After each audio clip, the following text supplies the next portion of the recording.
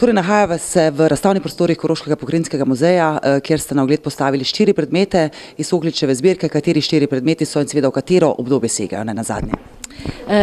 Res je, znotraj zbirke, ki smo jo v lanskem letu prestavili iz župnišča v prostore muzeja, zbirka ima tudi 4 egipčanske predmete. In ko smo postali pozorni na te 4 egipčanske predmete, se je začela odvijati tudi zgodba. Zgodba tudi z Slovenskim etnografskim muzejem in Narodnim muzejem Slovenije. V letošnjem letu obedve nacionalki predstavljata svoje zbirke, ki so vezane na Egipt, in ob tej priložnosti smo pa tudi mi pravzaprav videli, da imamo predmete, ki so bili doslej zakriti očem javnosti. Tudi naša javnost jih ni poznala in egiptologi v evropskem prostoru prav tako ne. Zato je na nek način primerno, da začnemo tudi odkrivati skrivnosti, ki jih ponuja Sokličeva zbirka. Kdo je te predmete ocenjeval, na kakšen način so bili ocenjeni? Dr. Marko Frelih, ki je tudi glavni kustos za afriške zbirke v Slovenskem etnografskem muzeju, se je pravzaprav zavzel te predmete in jih tudi strokovno obdelal s pomočjo študentke Inje Dolar, ki je obdelala en majhen obelisk boginje Taveret. Prišli so tudi egiptologi, tako je bila egiptologinja dr. Elfriede Haslavar, upokojena egiptologinja iz Dunaja, ki je pa prišla v Narodni muzej in je tudi bere hieroglife in tako prebrala tudi hieroglife, ki so na teh naših kipih, tako da smo prišli nekako skozi sodelovanje inštitucij do kemičnih analiz, s katero se določa potem starost predmetov, do postopkov, restauratorskih postopkov, ki so bili potrebni, da se izvedejo predvsem na enem bronastem kipu Ozirisa, in do popolne obdelave teh predmetov s temi zunanjimi strokovnimi sodelavci. Še zadnje vprašanje, ti 4 predmeti bodo kot stalna zbirka, torej Koroškega pokrajinskega muzeja, do kdaj jih je moč torej videti? To so del zbirke in sodijo v zbirko in so neločljivi del zbirke. In zdaj samo izpostavljamo in tudi jim namenjamo poseben katalog. Katalog tudi zato, da se obvesti tudi širša evropska javnost o teh predmetih.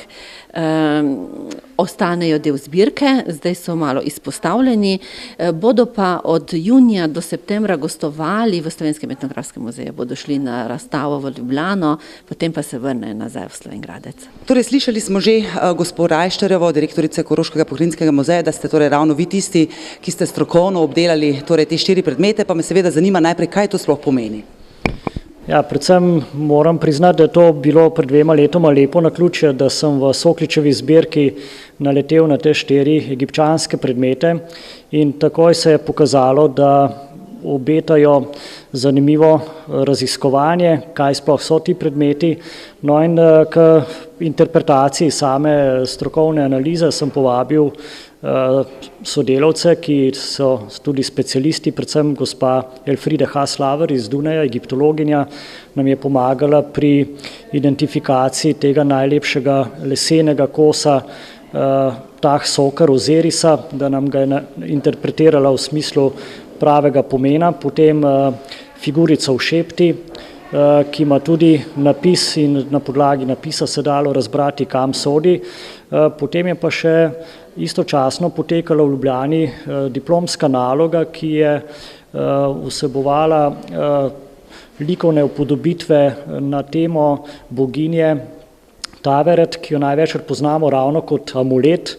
To je amulet, ki varuje pokojnika na poti v onstranstvo.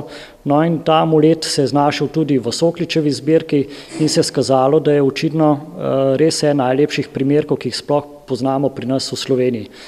No in na koncu ostane še kipec, bronasti kipec Ozirisa, ki pa predstavlja tega osrednjega boga, ki je povezan z kraljestvom smrti, kraljestvom onostranstva in je bil obvezen inventar v grobnicah. No, v glavnem se je izkazalo, da je zbirka seveda unikatna, gre za res original kose iz starega Egipta, niso ponaredki iz 19. stoletja ali kasneje. To so nam potrdile tudi analize, ki jih je upravil kolega Matej Dolenec. No in ob vsej tej, bi rekel, zgodbi zbiranja podatkov in razmišljanja in dogovorov tudi z muzejev smo se na koncu odločili, da to zbirko seveda posebej izpostavimo znotraj Sokličeve zbirke in naredimo seveda tudi spremno publikacijo.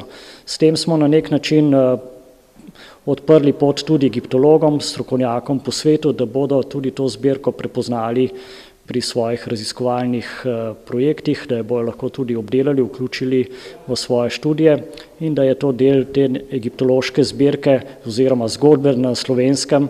Namreč v Sloveniji lahko rečem, da imamo kar lepo število egipčanskih predmetov po različnih muzejih in ravno včeraj zvečer smo v Ljubljani odprli v Narodnem muzeju Slovenije razstavo Mumije in krokodil, kjer smo izpostavili zbirke Antona Lovrina, Jožefa Švegla, Ignacija Knobleharja in ilustrativno gradivo iz Egipta in iz Severnega Sudana Jakoba Šašla.